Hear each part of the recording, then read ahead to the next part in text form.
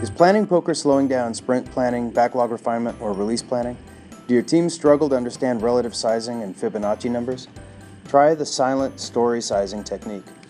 The objective of this technique is to guide an Agile team in sizing stories using story points in a quick manner so they can size many stories in a short period of time. The benefit of the technique is that the team will not have to discuss duration because their sizing estimates are done by comparing new stories to previously worked stories and determining if they are relatively larger or smaller to those old stories. For preparation, prior to the meeting, the product owner prepares a stack of new user stories that need to be sized.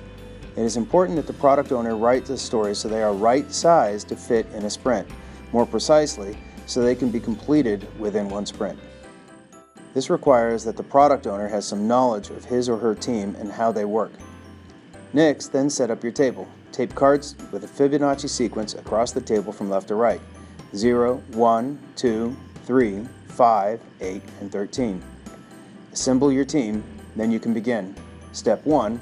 Hand the cards to the first team member. She will silently read the story and compare the story to the previously completed stories.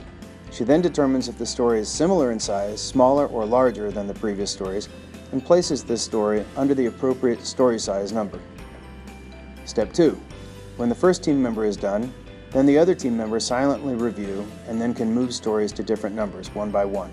Step 3. Once everyone had a turn, they can discuss the results. They may need to negotiate sizes. Remember, the objective is to quickly reach consensus. Avoid prolonged discussions or arguments. The final step, write the new points on each of the stories. Repeat this process as needed. Step It Up America students found this technique was very helpful for release planning, and on average each team could size up to 60 stories in an hour.